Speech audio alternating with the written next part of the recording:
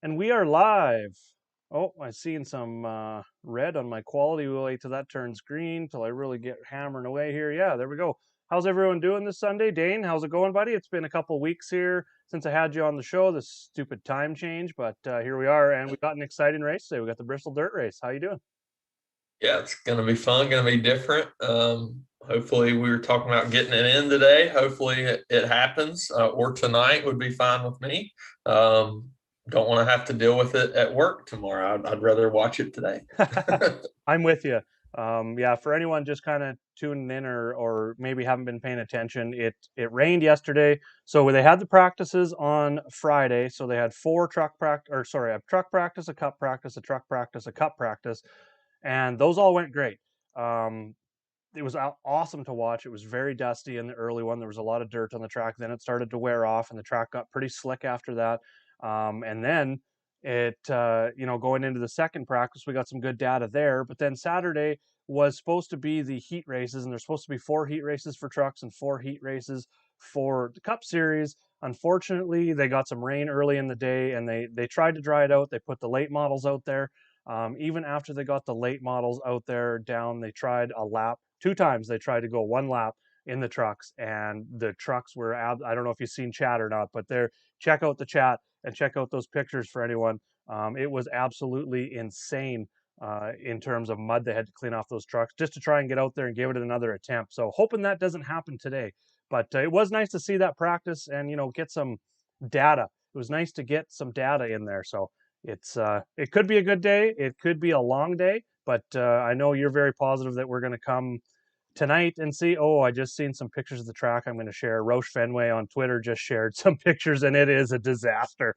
The track is an absolute disaster. I'm going to see if I can find that tweet while we're live here and share it with some people. But I just instantly my positivity for today went down quite a bit.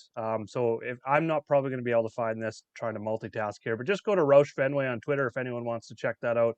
It it's a pit of mud is pretty much what we're seeing on the track right now. So I would rather see them dry it out and race on the dry tracks and try and do this mud crap again because they're not set up for mud.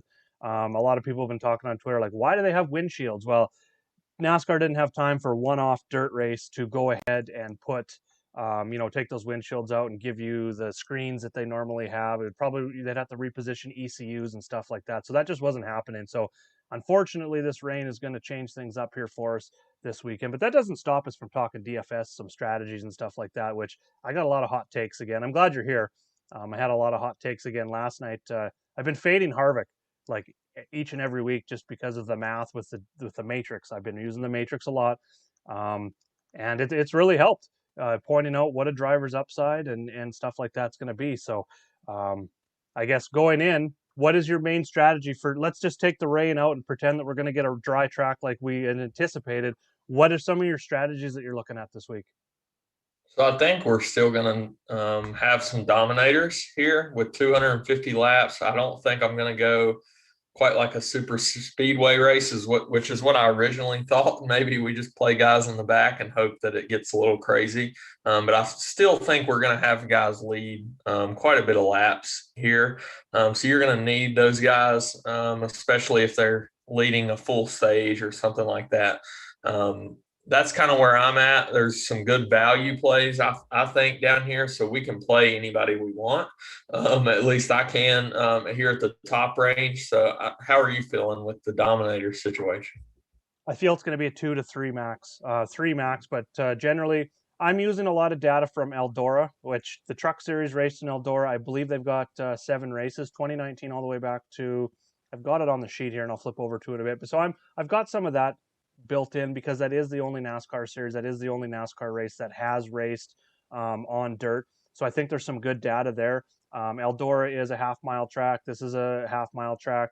The banking here at Bristol is I think they got it down to 19 from 28 to 19 with the dirt that they brought in. And it was crazy. If you've seen any of those pictures, to make this work, Bristol, think of it as okay, so I'll do it this way on the screen. So you got your banking like this. Right here, they raised or they put 9 feet of dirt, 2,300 truckloads of dirt to get this up to 19 degrees of banking. It's a little bit wider than the Bristol dirt track, so that's why I'm not looking at like any Bristol track history, just because it's just not the same track whatsoever. So I think Eldora is the best comp out there. And where were we going with this? Oh, Dominators. Yeah. So when we look at the Eldora, we had two usually almost every single year, except for the one we had 3 drivers with 40 plus laps led.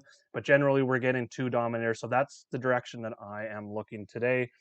And we'll see that here shortly. I'm going to talk about my top drivers. I'm just sharing this in one more spot here. We are live talking DFS NASCAR. Pump that out, and then we will be ready to go. I think I got it shared in all the chats.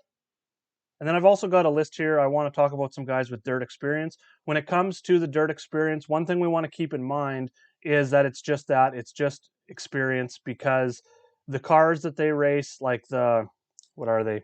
The sprint cars are like 1,000 pounds. Those cars, very, very light, have a lot more horsepower. These cars, cup cars, about 3,400 pounds, and we're working with 750 horsepower. But the horsepower is different. So we got a lot more bottom top end speed, a lot of torque, and that can really send these cars sideways. So this is where that experience in the dirt and knowing how to possibly, like I seen Chase Elliott in practice, they followed him for multiple laps. He was only feathering the gas is huge. He was only 75%. He never reached over 75% with the pedal. So that's where the dirt experience for me comes in this week, and that's going to be some of the things I'm looking at. But overall, I think looking at, oh, I just tweeted that twice. There we go. Make sure that everyone sees it. So yeah, I got all that out there now. So I'm just going to flip over and we'll look at the sheet, and I want to show some stuff here. We got some people coming in. Got about 17, 20. How's everyone doing today? I'd like your opinions on anything. On the dirt yesterday, did anyone watch practice? What did you guys think? And I'm just going to share my screen now, and we're going to talk some drivers now. We got some people in here. Talk some weather here first. Screen share. There we go. So this is what I was looking at on weather underground here. So we got some rain in the area right now. I know, Dane, you said with the radar it looked a little bit better, that it was going to be passing by, but looking at the Roush Fenway Twitter, it was looking pretty ugly. So we're just going to have to pay attention. Either way, we're going to talk some DFS here, talk some drivers, talk some strategy. We're going to assume that when they do go, it's going to be the dirt track that we all expected. They're probably going to put the late models out there to run some laps and get some of that initial dirt off the track to get it like that shiny, smooth. And that's the one big thing with this track and this race is the track conditions change like almost lap by lap. There were some huge dings out of the track yesterday in some spots you'd see in some of those pictures. So that's what makes it exciting. And I think it makes it a little challenging from a DFS perspective, because we can't just say the track's going to be this way, because it's going to change throughout the whole entire race. Those practices they were running 50, 60 lap runs, some of these guys, to get information. This is a 250 lap race. So before we talk strategy, NASCAR did change some rules going into the race just based off that practice session. So they're going to do the stages are now 100, 150. So that final stage is a nice quick 50 lap run to the finish. But in between those 100 lap stages, there's going to be a stage break every 50 laps. So there's going to be a stage break, a competition caution at lap 50, then the stage break at 100, and then 150 will be a competition caution, and then lap 200 will be the end of stage 2. That changes things a little bit in terms of dominators. So I guess first of all, my first take here of the day, my top dominator, seeing as that's the direction that we're going, and we think there's going to be 2 to 3 dominators, is Denny Hamlin. Kyle Larson is going to the back because he had to change an engine, so he still keeps his starting position for fantasy as first, but Denny Hamlin now has control of the start of the race.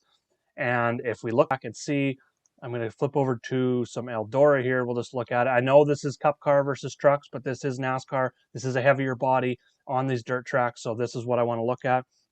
Just went red here, so I'm just going to wait a second until it comes back green until I explain this. There we go. So as you see, Chase Briscoe, 2019, started on the pole, led 93 laps. Stuart Friesen started 4th, led 56. Those were the only 2 drivers to lead laps in that race. 2018, a little bit different. We had Chase Briscoe start in 3rd. He led 54. Logan Seviet started 7th. He led 53. And then Ben Rhodes, again, the pole sitter, led 44. So we're seeing the pole sitter lead a lot of laps here. It correlates highly. So Hamlin's my top guy. What do you got for a dominator? Yeah, I'm pretty similar. Hamlin and Kyle Busch are my top two. I think they're going to lead early in this race, and they're not priced high at all. So I think the way that I'm initially thinking about going is taking 1 to 2 dominators that I think will go early in this race, and then maybe some later in the race that are either coming from back in the field or mid pack, somewhere in there. I do think it's going to be interesting. I seen somewhere that I think they're freezing in the competition caution. They're not letting you pass people. Is that That's right? right. Yeah. So you get time to work on your car without Yeah. being hurt by. Where did they do that? They did that last year for the first couple races coming back Yeah. out of Yeah. the They did it for the pandemic. first competition cautions. Yeah, I remember that. Martinsville, I think, was one of them. Yep. Uh, I'm thinking. So But I think that does change things a little bit and helps out like a Kyle Busch and a Hamlin who are going to be up front. Blaney, I'm not really on Blaney. I think Hamlin and Kyle are by far my top two that'll be starting in the top three there. I think they have the best chance to lead here. So those are definitely my top two dominators. Third is actually, I know you're going to hate this play just from something I was seeing in chat earlier, but Larson, I don't know how he's not in the top three near the mid to end of this race, just with how good he is overall on the dirt and just in general. He's just a great driver in everything he gets in. So I know he's got to come from the back. I know he scored from first, but I think he can lead later on in this race. How popular do you think he's going to be? How much do you think going to the back will change his ownership? all right, I've been waiting for this, Dane. I'm so glad you joined me because I've got hot takes just coming out of my rear end. You hate him, Um, I know. I don't hate him. He's the best dirt track racer in this field. I mean, no offense to Right. Christopher Bell, Tyler Reddick, even Stenhouse, Briscoe, Austin Dillon, Stuart Friesen. They're all top of the salary on DraftKings for a reason. They're the best dirt racers here. So this top tier is just very interesting to me. Larson going to the back is a fade for me. I've been on this fading the highest priced driver each week because what he needs about at least 60 points to hit. If he doesn't lead any laps, 45 is his max. I think he's going to lead laps too. I think he's going to lead some laps late. It depends on how many laps you think he's going to lead. You need at least 60 points out of him to get 5x. 60 points. So let's just go in here. Let's type in 40 laps led, 20 fast laps. And should put us in like the 65 range, I think. 55. Okay, so that doesn't even get us to 60. So he needs, let's go 50 laps led. There's 50 laps. 50 laps led, 20 fast laps gets him third place finish will give 5x. I think out of the most expensive driver, we need more than 5x, especially when you've got guys like Tyler Reddick who can give you 5x with 0 laps led with a 10th place finish. So if he gets a 5th place finish, you're looking at 6x from Reddick. If he gets a top 3 finish, you're almost in that 7x range. If he starts leading some laps, gets some fast laps, you're looking at possibly 8 to 9x upside with some of these other guys. That's the reason I'm fading Larson. If you think that he can get by stage 3, well, stage 3 is only 50 laps, remember. So if he leads 100 laps here, I think that's kind of what you need to target. If you think Larson leads 100 laps and can give you that 83 and a half points. So right now, to give you that 5x, he only needs an 11th place finish if he leads 100 laps. If he's going to lead 100 laps, they're going to be late. I think he's going to win. Then he gives you those 83 and a half. That's still not the same kind of upside as we see from Reddick with, say, maybe like a 3rd or 4th place finish with some laps led. It's very risky, and I just think the same things I've said with Harvick the last few weeks. He's the most expensive driver. He's starting with negative 35, 36 points. He needs a lot to go right to get to the front and dominate. He not only is he's obviously the best dirt track racer out there. He's going to get through at least into the top 20, I think, fairly easily. He's by the end of the first stage, which is after that competition caution of 50 and then 100 laps there. I think he could be easily inside the top 20, maybe even pushing top 15.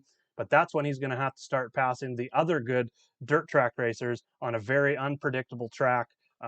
This isn't like any other dirt track. This isn't a sprint car. So I just think personally there's a lot that has to go right for Larson to pay off and give you the upside to win a GPP. That's why I'm going elsewhere. Very long-winded, but I've been thinking about this literally since he changed his engine watching practice yesterday. Hey, I like it. Very strong on that side, and I'm on the other I love side. it. So This is why I like we you can back. differ.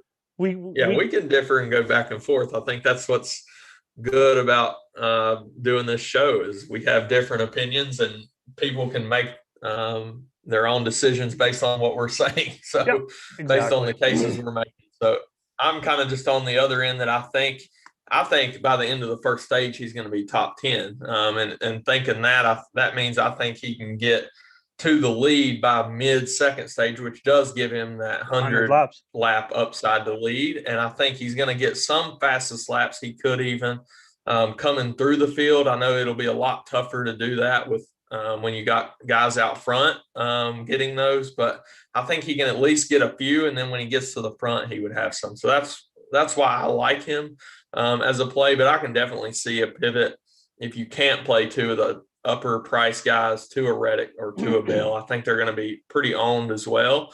But I like both of them, and I think there's enough value that you could play two of them. You just can't play then probably Kyle and Hamlin or something like that. I don't think you can play both of those and then both of like a Reddick and Larson. I don't think you can go that heavy, but I think you could play two of the upper price guys and then one of Hamlin or Kyle.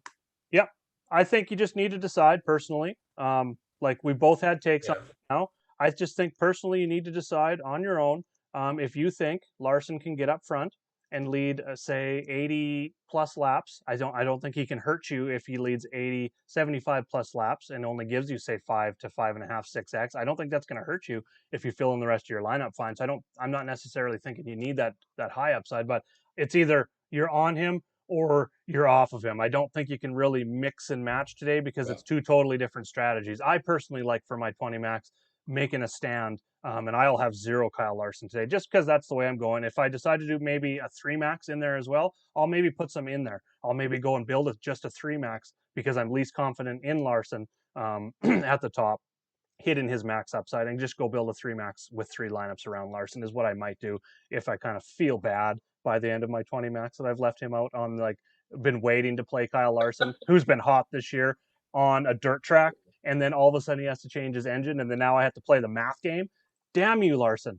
But anyways, we got some questions here on some other guys in this top tier, so I wanted to talk about them and some other strategies here with that. So first of all, we've got, like I said, other dirt track racers, prominent ones that we know of. Stuart Friesen's coming into the series. We've got Austin Dillon. He won a race, I believe it was last weekend. It was the modified 604 modifieds. He won here at the Bristol dirt track. We got Chase Briscoe, Ricky Stenhouse, Tyler Reddick, and Christopher Bell. They've all got dirt experience. Of these guys, I know my favorite is Tyler Reddick. He's got a lot of dirt experience coming up. I believe I'm just going to flip over to the main. I believe he won here at Eldora. Nope, top fives back to back. So top fives in two of his three. But I like him starting back in 27th, and then especially on FanDuel, he's only 7,800. So FanDuel's pretty much morons how they price this. They didn't follow anything to do with dirt racing. I don't even know if they think it's on a dirt track today. So you can really build the lineups on FanDuel are going to be chalky because Tyler Reddick 7,800, Stenhouse 8,800, Stuart Friesen 8,500, Chase Briscoe 9,500. When you've got Larson at 14,000, Bell at 13,500, I don't think the gap between those guys is $5,000-6,000 in salary. So, but even Tyler Reddick would be my favorite. Stuart Friesen, I'm concerned about. He's starting 32nd. He's finished. He was awesome at Eldora in the trucks, first, second, and third in his last 3 races here. But when I start breaking down, he wasn't fast in practice, and I know practice. A lot of people are throwing out practice. I'm not looking at practice necessarily as a big weight, as a big deciding factor for me. What I used it for mostly is the 10 lap averages, just to see when guys are out there for 20, 30, 40 laps, are they putting together, top 15, top 20 laps compared to the rest of the field? And Friesen just wasn't doing that in this. And I think he's going to take on some ownership starting 32nd. But if we look at the matrix here, at Friesen, we need about 45, 48 points out of him. We need a 13th, 14th place finish if he doesn't lead any laps out of him. And I think that's really pushing his boundaries of his upside. So it looks great starting 32nd, but that price tag really, I don't see him getting a 13th, 14th. I think in his first kind of cup dirt race like this, I know this is a lot of guys, but he's not a cup driver. He's not used to these cup cars, which are heavier, like I said. I think his upside for me is kind of around 20s, and 35 points just isn't enough. So I'm definitely on Reddick as my top guy. Second for me would be probably Briscoe starting 25th. I like both of those guys on dirt. I like both of their cars, and both starting outside, 25th and 27th. So that's would be my two favorites in that top range. How are you looking at the rest of the top tier? Yeah, Reddick's definitely my second favorite after Larson. And then the rest of that range, I don't know. They definitely have some good dirt track experience, good drivers. Probably Austin Dillon. I'm completely off of Stuart Friesen as well. I don't think anybody's going to play him though, so I'm not going to be one of them trying to gain leverage on him at 9,500. If he was priced down in the sevens, maybe, but not for me. Briscoe and Dillon are probably my next two favorite. I think Dillon this is a big opportunity for him. He's been getting ready for it, just kind of getting experience on this track in general. I know it's different cars, a lot of different things, but he did come here, like you said, and won a race here at this track. I think it's a big opportunity on dirt for him to maybe get a win and get in the playoffs. And then Briscoe, pretty good at Eldora, won a couple races back. So I think it's a nice opportunity for him too. And he starts 25th. So he would be my next after Austin Dillon. And then that mid range, I love all three of those right there from 87 to 9,100. Hamlin, like we've talked about, Kyle, we've talked about, and Chase Elliott. He was pretty good in practice, I think. 8,700 is a good price for him starting 26th. I don't see any way that I'm going to be fading that for sure. I think he's a top 10 car. I think he is going to push definitely a top 10 for us if something don't go wrong. So 8,700, he should be priced right in there with Friesen or Dillon. I wouldn't even be shocked if Friesen was flip-flopped with Chase Elliott for sure in price. So now that they've priced him down to 8,700, I really like that as well. I'm 100% with you. Elliott is one of my favorite plays of the week here. Starting 26th, and what you said in practice, he wasn't only the third best average lap time, which is just one lap, which I mean that's a lot of variance because the track changed quite a bit. But he backed that up by he was fourth in 10 lap averages in both of those practices. What really stood out to me, going back to tires are going to be huge here. We've seen the pictures of the track. The thing that really stood out to me the most in practice wasn't watching them on the track. It was looking at the tires on pit road. What I noticed was after 50 laps, they went and showed like Cole Custer and Brad Keselowski, their right rear tire, and those both right side tires, to be honest, were like bald after 50 laps. Chase Elliott was amazing on tires for not having, full, some of the dirt track experience that some of these guys have. I know he does have some. He was in the Chili Bowl earlier this year. He raced some dirt races earlier this year as well. And then he was in those Bristol Dirt Nationals all week as well. I think 2 or 3 races he participated in with Corey LaJoie and a bunch of other drivers we'll talk about here in a second. But so he's got that experience. And then he was top 10 lap average, and he was excellent. The tires side by side between Custer and Keselowski and Chase Elliott's tires were amazing. You could see all the threads, all the rubber still on the car for Elliott, whereas it was just, and you could see how the cars drove different between Elliott and Custer and Keselowski as well.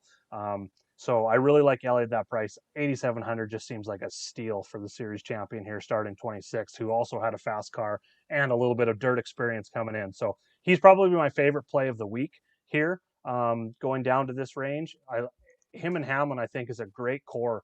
Probably going to be one of my top cores today. I think Hamlin can get a lot of laps led early. I think he can probably lead the whole entire up until the 50 lap competition caution, possibly even further into that. Him and Blaney, Hamlin and Blaney are my top 2 in terms of laps led. I think Hamlin's number 1, Blaney would be number 2. Elliott, I don't know if he's going to lead any laps, but if he does, that's just a bonus. Really like him at 8,700. And again, going back to FanDuel here, you can just tell by looking at the sheet, this gap in price in here. So the builds are going to be quite different between the two sites today for me. I will have skeletons for both. So stay tuned for that. Kyle Busch would be my fourth in that range, just because I don't think he's going to get up there and lead the laps. He doesn't have the same kind of dirt experience as maybe Elliott or even Blaney. Blaney doesn't have a lot. His dad and his grandpa, I mean, it's in his genes for sure. His dad, his uncle, and his grandpa, they have tons of dirt experience. So I mean, he knows how to drive the car, and he's got a lot of got people in his ear helping him out for sure. But Kyle Busch would be fourth there. Um, Before we go on into the next tier, I think, and we're going to talk about this at the end of the video, is some bets that we like today. I think there's some definite opportunity to grab some outright winners with some good numbers just based on Kyle Larson, starting on the pole. And these odds were out actually before qualifying was set. So Kyle Larson, obviously with the top odds, reduces some of these other guys. So I'm just going to check for questions in this top range, see if we missed anyone that anyone wanted. Oh, Christopher Bell. So this is a tough one for me too. He's starting 15th, which I like. He is awesome on dirt. He's won at Eldora. He's won the Chili Bowl. He's pretty much won any dirt track across America. He loves dirt racing.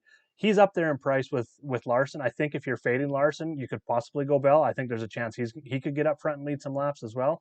Again, I think there's some risk there, and I just like my builds. Like we just talked about, 4 guys in the 9K range, high 8, 9K range.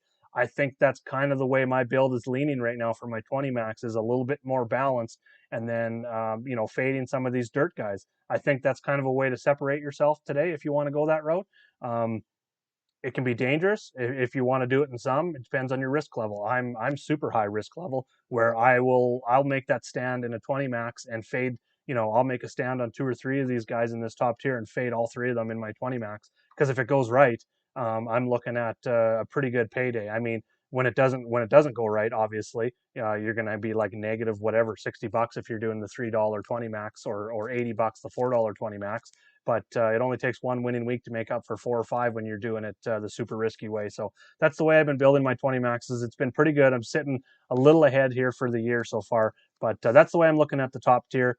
Um, who do you got kind of below that? Like, let's say the low 8K range, I'm really on no one but Logano. I do like Logano starting 10th. He ran some dirt tracks here earlier this week at those Bristol Dirt Nationals. I think he showed some speed here too. Like at the 10 lap averages, he was third and sixth in 10 lap averages in the 2 practices. So I like seeing that. I like seeing the price tag at 8,300. But other than that, he's the only guy kind of in this low 8K range that I'm looking at. Yeah, Kurt Busch at 7,800 would be my next guy. I'm kind of off of that low 8K range as well. Starting 28th, he was pretty good in practice as well. So 7,800, I think, is a nice price tag with where he's starting. And then what do you think about Brad Keselowski? I know you mentioned his tires in practice, but this is a nice price tag really for him too. Let me pull up his practice number. I honestly think he's going to take some ownership. It's 7,500 just seems absolutely crazy for his price. Yeah. Practice, he was 12th and 14th in 10 lap averages, starting 20th. I honestly don't.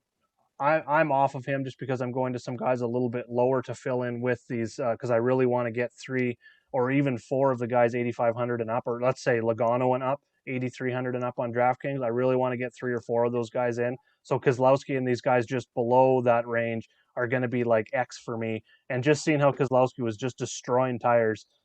He wasn't even great like Eldora in the trucks 5 race. That would be, geez, let me do math, 2014 or 2013 in the trucks. 28th. He wasn't great there. He doesn't really have the dirt experience. I got the red screen there for a second. So yeah, so I was talking about Alex Bowman being my pivot off of Brad Keselowski. If people are going to be going the Brad Keselowski direction because of the place differential and low price, I like Bowman. He was super fast in both practices. He's starting 7th. So, but honestly, we'll go over to the matrix here. I just want to look exactly what we need out of these guys.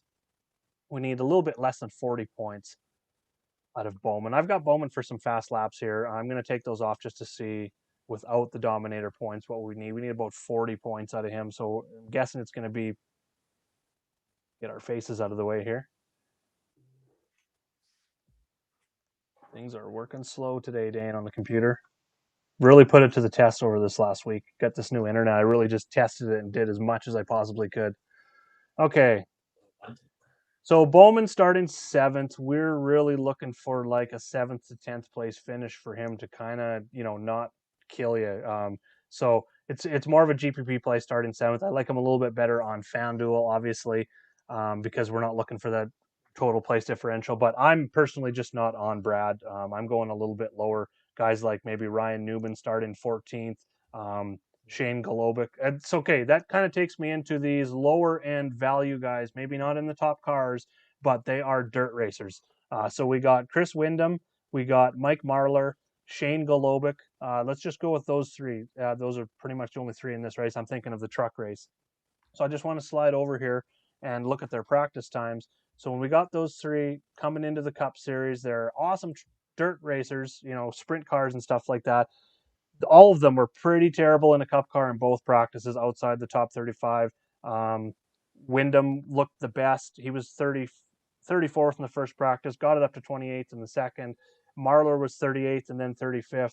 Golobic was 37th and 38th. So what stood out to me out of those three is Golobic's a little bit cheaper. I hope that's his last name. I really hope I'm pronouncing it right. If not, he can send me a message on Twitter and I'll apologize for sure. But he was top 26th and 28th in 10 lap averages, and the other two didn't run any 10 lap averages. Oh, Marlar had a 10 lap average of 30th in the first practice, but other than that, there were no 10 lap averages for those guys. So I do like seeing that Golobic was out there. He was maybe top 30. I could see maybe like a 26th to 30th from him starting 35th, so maybe him, but he would be the only one of those three that I'm looking at. I think, yeah, I'm pretty much off those guys, but Wyndham or yeah, I guess that's how you say his name, would be my favorite, I guess. Looked like he was out there for quite a few laps, I believe, right? Well, no, he wasn't. No, he wasn't at all. I don't have the Yeah, laps up here. I'm just gonna fade him. I think that's the way I'm gonna go. I think Get they take some buyer ownership. and get some. I Do think what? all three take on some ownership too. So I think this is kind of Oh, maybe a really? pivot, just because of where they're starting. I mean, a lot of people look at that place differential and just see that 36, 38, Right. 35th starting, 7,500, 72, and 6,800. I think they will go that way. So, okay, next on speaking of these cheap guys, what do you think of Eric Jones or Eric Almirola here? The Eric spelt different. Do you have any takes on them? Starting I think third. Go ahead. I think Almirola is going to be fairly popular, and I like the pivot to Jones. Just seems like, I know this is not really what I'm basing my decision on, but it just seems like Almirola is involved in something every week. It's Mm-hmm. like he has had a super bad run of luck or something, but I don't know how he translate. I don't know much about his background on dirt. He is starting 23rd and he's sub 6K, so he's definitely going to be popular. But I do like, if you're deciding between those two, I think I would actually lean Jones as a pivot. He was fourth a few years back at Eldora. I think things are a little bit more mitigated if you have not as great of a car as the equipment as you do, as you would see a big difference on a normal track. But here, I think it's a little bunched together as far as what we're going to see out of performance of these guys. Actually, my favorite, I think, in this range right here would be Priest at 6,000, starting 22nd. If Almirola is going to get popular, Custer is definitely going to be popular. I like him a decent amount as well. But that range right there, 55 to 6,000, is definitely going to get a lot of ownership. And I think you can play any of those guys, but if I had to rank them, I would actually go Priest. And then Custer Jones is probably 1, 2, or 2, 3 right there, pretty close together. And then Almirola. And then I really like LaJoy down at 5K as well. How would you rank those guys? You just hit on the guy that stands out to me a little bit this week. I like that he went out and raced. I don't know exactly how many races in the Bristol Dirt Nationals this week, but I believe he was the most active guy outside of Larson, coming in and getting that experience. So at 5K, starting 30th, I really like that. Oh, yeah. We're looking for 25 DK points to not hurt us, and that's 24th. I think he's definitely in that 24th, 25th range. I think he's got upside of probably a top 20, which is 33 points. That kind of puts us in that 6 to 7x range. I think LaJoy for sure is right there. Anthony Alfredo, our boy, we've been on him pretty much all year. I know he doesn't have experience, but he's starting 29th there. He's a little bit cheaper. So him and LaJoy only need about 25 points. So we're looking like a 22nd to 25th place finish for both those guys at that price. I think you can go both of those guys together way down there. I personally won't have any Jones or Almirola. I just like the little bit of savings with a little bit more. I don't want to say upside, but I feel there's a little more safety with LaJoy and Alfredo going a little bit cheaper. None of them really have a whole bunch of dirt experience, but I'll take the cheaper and the more place differential here. Just adds a little bit more safety. I like Chris Buescher. I know he's starting 11th, and I know you didn't mention him out of like 5 or 6 drivers, so I don't think we're going to see a lot of ownership on him starting 11th here today. But I honestly think he only needs 30 points to really hit. So he doesn't really even need to finish where he starts. I think he could finish 12th. He's going to still get that 5x at 11th or 12th place finish. I don't think he's even going to hurt you with a 13th or 14th if he gets a couple fast laps possibly in there, add a couple extra points. But I think he's got fifth, sixth, seventh upside somewhere in there. So it gives you a little bit more than 5x upside on that price tag at a possible very low ownership, I think. Because you got, like I said, Ty Dillon, JJ Yeley right ahead of him. Kenny thinks over under how many times Yeley's going to spin today. I think the over under probably set at 4.5. And I'm probably leaning the over. But someone asked about Ty Dillon as well. I think he's going to take some ownership starting right at the back. He obviously gets pushed up right off the start because Larson's going to the back. I don't mind it. He didn't show a lot of speed in practice, so I'm not really sure what to think about Ty Dillon. I'll ask you here in a second. But if I had to rank these guys down here and how I'm going to have my exposure, honestly, I think LaJoy and Alfredo are going to be pretty split at like 1A, 1B, just because they're so cheap and the safety with their place differential that I talked about. And then I'm probably jumping up. I'm going to have some Buescher and Priest as well. It sounds just from talk on Twitter, talking chats, multiple chats. I think Cole Custer's going to see quite a bit of ownership here, like that range of Almirola, Jones, and Custer. I think sees some ownership here. So I've kind of got it as LaJoy and Alfredo, and then Priest and Buescher in that say 65 and down, and maybe a little bit of Ty Dillon starting 39th, just because we're only looking for 35 max out of him, which is like a 23rd place finish. I could see him kind of in that 25th range. I don't see a lot of upside out of him either, so he'd be like 5th on that range of my rankings. And then Golobic just going up a little bit. If we're talking sub 7K guys, I'll have a little bit of him as well, just because his dirt track experience. And out of those 3 dirt track guys, he is the cheapest. And like I said, he ran 10 lap averages in both practices. So that's kind of the way I'm breaking down this bottom tier here as well this week. But looking at, I had a couple notes here from practice. No, I guess we already talked about them. I was just looking at some guys in their dirt track. So dirt racers entering the field. Stuart Friesen was the 4th one, but he's way up there in price. So we already talked about him. Cup drivers that are running the truck race, which this was kind of nice before when the truck race was going to be before the cup race. This was relevant information, but we had Larson, Truex, Newman won't be now because they didn't do the heat races. He was actually fast in that. I think he was running the 39 truck. He was fast in that race or in that practice session. And so it kind of sucks that he won't get into that race. And then Briscoe and Wallace are in that race as well. And then cup drivers who were in the Bristol Dirt Nationals this past week. There were several events throughout the week going back to last Friday and Saturday.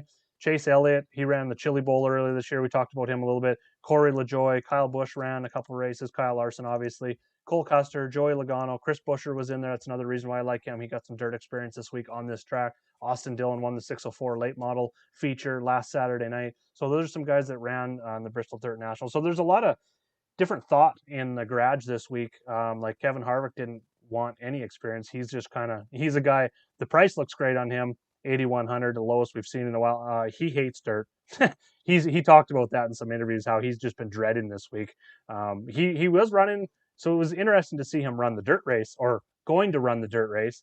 But that's kind of was his experience. So he's coming in without any. So I'm really not looking at him, Truex, Keselowski in that range. So I've kind of got my player pool narrowed down, and I'm going to build 20 max around it. And I'm going to go from there, and I'm going to kind of see how that plays out. And then from there, I'm probably going to do a 3 max just because I've been looking forward to playing Kyle Larson at Bristol Dirt since they announced Bristol Dirt and Kyle Larson coming back to NASCAR. So I'm probably going to have to do that, but not my 20 max, just my 3 max. I'm going to go. Yeah. Anyone else that we maybe didn't talk about in that mid range? Is that kind of how you're looking at your plays here today? Yeah, I think it's going to be a lot of stars and scrubs for me, at least counting the stars from 87 and up. From Chase Elliott up. I don't think I'm going to hit the low eights very much at all. Like the Harvicks and the Truexes, I'll be fading them. And then I'm going to try to spread my exposure a little bit between the bottom range, but knowing that some of those guys are going to get a lot of popularity down there. Maybe I take underweight and go overweight on guys like Priest and Alfredo that we do like, and Jones even. I'll have probably a little bit more than the field on him. I wouldn't think those guys are going to get very popular when you got Custers and Almirola, who are probably going to be 25%. I don't something to that effect. I would think, if not maybe a little more. LaJoy is a guy I don't care about his ownership. If you look at his practice numbers, he was very good in the second practice. He improved greatly when you look at his numbers. Just looking, he ran all the way out, I think, to 20 lap averages, and they were pretty good. So I think he's a guy I don't care about ownership. I'll be heavy on LaJoy. And then the mid-range, you mentioned Ty Dillon. I'm kind of off of him. I know 6,600. I'll probably have a little bit of a piece of him in a 20 max build just because he is starting in the back, and a 20th place at 66 might be fine. I think that's his upside. But median projection, I think, would be in the mid to upper 20s. So I'm not going to go super heavy on him. Byron and Newman, I'm just not sure what to do there. I don't mind them. What was your take on them? I might have missed that. Newman a little bit. He's looked fairly good here, but generally off of those guys. Byron even starting eighth. That just seems like a lot of risk for him. Although he did show speed, he showed top 10 speed. So I think you could possibly, if you think people are going to be on the Wyndham, the Marlar, the Golobic, Ty Dillon with that place differential, I think you could pivot to Byron, because a lot of people will maybe pivot there, will avoid that because of all the place differential that's around him, and he's starting eighth. But I could see definitely Byron in an 8th to 12th with his speed. He was just solid the whole practice. He was 10 lap average was 23rd in the first practice, but then he was 7th in the second. So he was top 10 in single lap speed. So that was good to see out of him. So I think you could pivot there. I mean, on FanDuel, he's 4,500. So I will definitely have some William Byron over there. I do like these Chevys today, the Hendrick Chevys, a lot. I think Larson helps that team, gives them, I bet you he's given them a huge notebook on his dirt racing, or I bet you they've at least approached him and asked him a ton of questions on this. So I think those guys all make sense. I mean, like, look at Bowman. I bet you he didn't expect to come out and be like the fastest car overall out of both practices. He just looked great out there. He was managing the tires. So I'm really looking at the Chevys. I think the Hendrick Chevys for sure. Got a question on, speaking of Chevys, Quinn Houff. We didn't talk about him. He is literally minimum price on both sites, starting 33rd. He was 25th and 20th in 10 lap averages. I am putting 10 lap averages ahead of single lap averages in practice. So this really stands out. And someone, I don't think I want a ton of exposure. I think there's a lot of variance with Houff here, but if he finishes even 30th, that's 15 points. So honestly, you need about 20, 21 for him to hit that 5X. So that was 30th. So if he's finishing 27th, that's kind of what you need out of him. If you think he can finish there, great.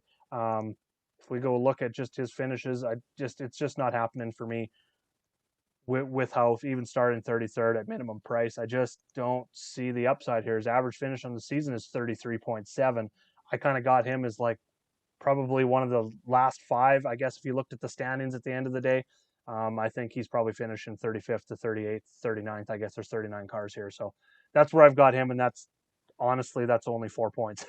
That's not enough. He needs to finish 25th to 28th. So I just don't see it. I'll have probably zero exposure to him. I don't see him getting inside the top 25. Yeah, I won't have any of him either, but we could see some crazy stuff happen. I guess Nobody really knows exactly what to expect in this long of a race on this track, that there's not been that before. So we could see some craziness happen with problems with other guys that he just automatically moves up if he runs the laps. But he's got to run them too. So And then the next question here, going back up into that 7K range, is Kurt Busch. 7,800. He's starting 28th. I'm going to go back to the main tab here quick. He is in my player pool this week. A little bit lower, but starting 28th, I definitely like it. He's in that range of guys like Logano and Kurt Busch and Bowman would be like my only three kind of in the 7K all the way up to almost all the way up to Elliott, actually. So but with my exposure to Elliott, Hamlin, Blaney, and even Kyle Busch up there, and even Logano at 8,300, it's going to be pretty small exposure to Kurt Busch. I like the price at 7K again over on FanDuel. Um, the speeds were up and down in practice, but it was good to see that he was 17th in 10 lap averages in the first practice, and then he bumped that up to top 10 in the second. So he found something going into that second practice. That's something if you just want to pull one thing away, other than 10 lap averages, if you're looking at the practice rankings or speeds or whatever, if you want to take one other thing away, just look for a driver that was maybe terrible in the first one, in the first practice run, looking at both single and 10 lap averages, but improved in the second practice. Someone that's moving forward as the practice session went on. I think that's something that can stand out as well. If you're kind of deciding between one driver and another, that's something that you can definitely use for information off the sheet. So Kurt Busch is one that definitely stood out there that found something in the second practice after kind of looking, I don't want to say lost because he was 22nd and 17th and 1 in 10 lap averages, but he didn't look great for sure. So I think he's definitely got upside of a 10th to 15th place car here on the dirt. So I'll definitely have him in my player pool. And he is getting a lot of hype because he is starting 28th in that mid range, surrounded by guys starting top 10. So he's going to take some ownership. So that's why I'm probably going to be a little bit underweight to the field on him, and probably pivot a lot of that in my GPP 20 max build to Logano, who's 18 spots different in terms of place differential, but I bet you is going to be half the ownership. yeah, I like Kurt quite a bit, but he will be popular for sure. Yeah, Andy asks, is there anyone outside of Kez and Custer that I noticed that destroyed tires in practice? Not really. They just kind of like when they went down to can't think of her name for Fox that she went down. She was in the pit there. Geez, I've met her before too. it's bad that I forget her name. Either way, she only really showed them, and I know they showed another one in the first practice early on after the first 50 laps. I forget who it was, so sorry about that. I don't have that full breakdown of the tire wear from those practices. But those were two that definitely stood out to me, and they showed Chase Elliott kind of in the same report as Keselowski and Custer there. Wade asks, love the dynamic that is created when you two start talking NASCAR strategy. And this week, before I've been solo, I think for 2 weeks now. Before that, we were like the start of the season, our strategies were and our cores were like lock and step. This week we're like totally different top tier, not totally different, but we've got different thoughts top tier, we've got different thoughts bottom tier. So I think our builds are going to be completely different. So you Roto Pros members out there looking at our skills today, if you're looking to kind of build and diversify, you can definitely play Dane's core, my core, and then mix our cores if you really want to mix things up. So, but like Dane said, the best thing that we do here is I present what I think, Dane presents what he thinks. You guys take that in and then kind of make your own decisions on how you're going to do your player pool. Because really, at the end of the day, we're just here to give you our thoughts. We have zero idea how this is going to play out, even on a normal race, like in Atlanta or a Las Vegas, one with a lot less variance. We don't know how that's going to play out. This is sports. These are humans. Anything can happen, but what you can do and what we try to do each and every week is help you in the process of building your player pools and building your lineups so that you can make the most optimal lineups with the least amount of stress in going in and the least amount of time. How to best build your lineups to have the most success. That's really what we're trying to bring to the table each and every week. So yeah, thanks for joining us, everyone. We're sitting about 50 minutes here. So we're going to get things wrapped up here and move on, start building some lineups. I haven't checked the weather again yet. It's kind of depressing, so I'm not going to check it till it's over to see where we're at. I know I wanted to touch on some bets. Larson is plus 260 on my cool bet site here, and all I can bet is outrights. That automatically sends me and liking some of these value guys with the double digits. Chase Elliott's one at I've got him at plus 1,000. That's a little bit low for the number I'd like on him, but I do have a strong feeling on him. Going down, I like Denny Hamlin at plus 1,200. I really like that he's now got control and he can start that race. With that control, I think he can definitely has a chance to stay up front because we do see that correlation. I believe this week Going down some long shots, Austin Dillon's plus 1,600. Tyler Reddick plus 1,600, Joey Logano plus 1,800. I don't think I'd be going any lower than that. There's a few that I'm kind of looking at. Is there anyone you're betting? Are you doing any outright betting or top 10 or anything like that on DK Sportsbook today? I don't have any bets locked in right now. I was just scanning to see if there's any that stood out right off. Probably Tyler Reddick at 16 that you mentioned. There's not really anybody that just jumps off the page at me. I know some of these like Keselowski and Harvick, which we don't like, are super high priced. Awesome numbers, yeah. Maybe Kurt Busch would be the farthest I would go down. I like that. 50 to 1, which is pretty good. Other than that, Chase and Reddick would be the top two. But I think it's going to be tough, I think, for guys to beat Larson. That's just the way I'm going. That's why he's the highest week. odds. The odds didn't even change. After he got sent to the back, the odds have not changed. That tells you something. It makes me scared for fading him. I'll tell you that right now. This is why I'm probably going to end up doing my 3 max with a Larson build, just so that, if my 20 max totally busts, throw that $80 and burn it. I've at least got a chance with 3 Larson lineups.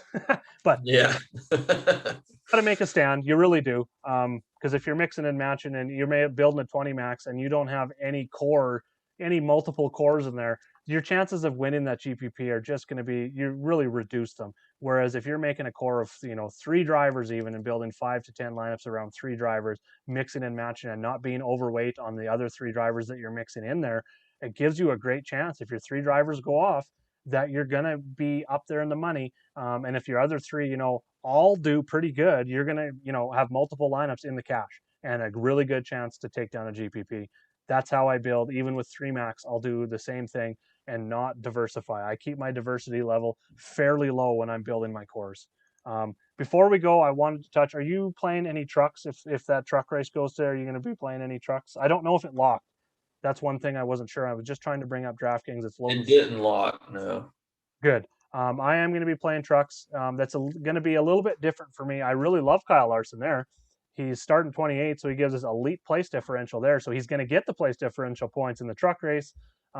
He's obviously the favorite. His odds are under 2 to 1. That is absolutely ridiculous. So I'm all over him and Briscoe. They both have elite place differential. And then I'm just going to try and mix and match a bunch of cheap guys. A couple that stood out to me. Mike Marlar is another dirt track guy that's coming in. He finished 4th at Eldora in 2019 in the trucks. His odds are, I think, like 4th or 5th best to win this race, somewhere in there. It's 19 to 1. So I really like that as my top value. He's probably going to be 30, 40, 50% owned, I would guess. A few other guys that I had, maybe Carson Hochaver down here. He's starting 11th, but I think that's a nice floor at 5,800 for him. Jake Griffin had 4th at Eldora 2016, so he's got some stuff here. Austin Wayne Self would probably be my lowest I would go here. He started 17th, but he has finished 13th, 18th, and 9th here in the trucks at Eldora. Or not here at Eldora, I keep saying that, but at Eldora on the dirt. And he's only 5,200. So and then Ryan Truex starting 14th. He's got odds that are just better than everyone else in his price range at 151 to 1, starting 14th. But I'd probably just be building, if I do 20 max, it'll be all Larson. I bet you 100% Larson, with some Briscoe mixed in there as well. But other than that, that's kind of how I'm looking at the truck race. Any thoughts? Yeah, I don't know how you don't just lock in Larson, first of all, which is the simple thing to do. But it's kind of like one of those Kyle Busch slates, but he's not upper priced. I mean, it just feels like he's starting in the back, but he's going to get to the front quick and lead a bunch of laps. Other than that, like you said at the top, I think Friesen, or you like Briscoe a little more than Friesen. I think Friesen, I definitely like him more than I do in the Cup Series here. I think he would actually be second. He's going to have to dominate, though. Yes. And he's not starting in the very front. So if Larson doesn't get by him first, I guess Friesen would be fine. But him and Briscoe would be very close for me. Who do you think leads early on in this race? You think John Hunter? Yes, I think John Hunter gets the early laps led in this race, so I think he makes some sense to target here. But I think Friesen is obviously if you're paying up for Larson, it's going to be tough to get Friesen. Unless you go, like I said, if you're going to try and get Briscoe and Larson together, you obviously can get Larson and Friesen. So if you think Friesen can get up front, and I do, he's been awesome here in the trucks. I think he can get up front and lead some laps. I think Larson Friesen maybe is a little bit better than Larson Briscoe. It really depends on if you think, well, obviously if Larson gets up front and leads late and Friesen leads early, you're going to be doing really good with your lineup. That's really what you're looking for if you're playing Larson. Is you're going to get the place differential with Larson. You're possibly going to get some laps led. I don't want to say possibly. You're going to get some laps led should he get up front quite early. A lot less laps in this race than the Cup race, but I don't think we need as many laps led at all from him, given that he's got the place differential. And then you're going to want an early Dominator. So you need to decide how long you think John Hunter's going to stay up front. I don't think it's too long. I forget what, I don't know if they changed the competition cautions or anything for the truck race like they did the Cup race, but I think Friesen's the guy that gets up front probably within 20, 30 laps and gets some early laps led until Larson gets up there. That's kind of the way I'm looking at the race playing out. Yeah, a couple values that I like down there. Marlar definitely it would be a top value for me. Chandler Smith, I like him, and Lassard as well, right there, all in the 6K range. You can play 2 to maybe even 3 of those guys in a lineup, and then opens it up for Larson and another top guy. If you think Creed leads early on, he could potentially take it away from Hill or John Hunter. I think that would be a GPP play. He was second in 19 at Eldora, behind Friesen, so that could be a potential GPP guy. But those value guys, those 3 for me would be the top 3: Marlar, Lassard, Chandler Smith. I don't know much. I've played Tanner Gray a ton in the trucks, but I don't know much about his dirt experience. I wouldn't think that he has much, to be honest. I don't know if he would get popular in the trucks at 6,100 starting 18th. I feel like he would be, but I don't think he has a drag racing background, so I don't think he has much truck experience. I could be completely wrong on that. But all I know is a couple years when he switched over to trucks, he came over from drag racing. So that's completely different. So I don't think, if he don't have much truck dirt experience, I would be off of Tanner Gray. I don't know much about Chase Purdy's background either. He's obviously in decent equipment, I believe. 23. That's the car that Reddick drove, right? Yes. No. 23. Yes, I believe it is. Yep. Yeah, so he's in good equipment down there. Like I said, don't know much about his background.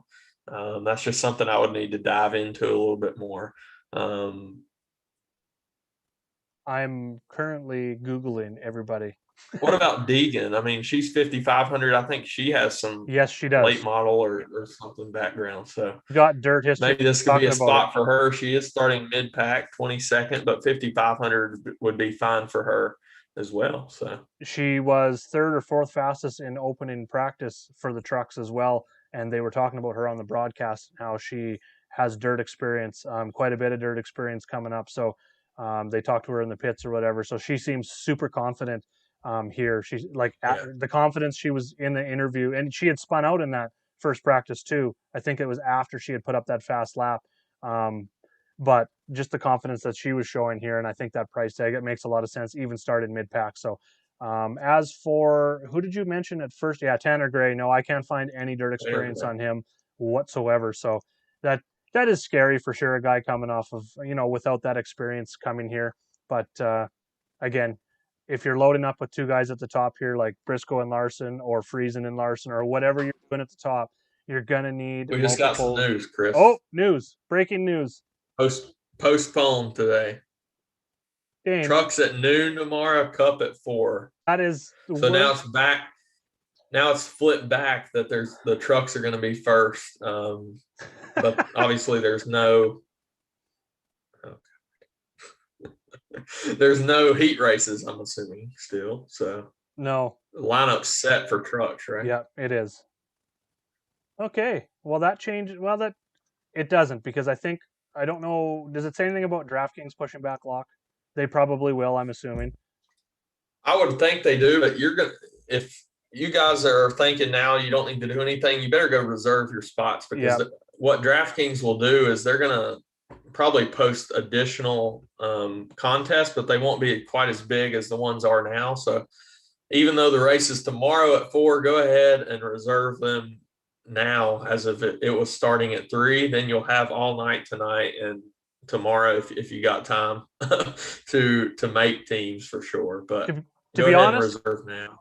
my take here, I actually like this for two reasons. One, we're going to get sunny weather and the track that we expected and the track we all want to see, not this mud crap like these heat races yesterday, which was cool to see, but very frustrating because this Yeah. isn't how NASCAR wanted this to run.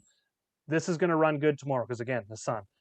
Secondly, we've got the trucks who are now, again, going to be going before the Cup. So we're going to get, if you go and reserve your lineups and wait until, while you're watching the truck race, at least you're going to get some information on how the track's going to run now. We're going to have I'll have some stronger takes on my Larson take, obviously, some stronger opinion on that once we see how the truck race goes. How is passing going to be? How's the track going to go from the start of the race to the end now that this is a longer session, not like the practice sessions?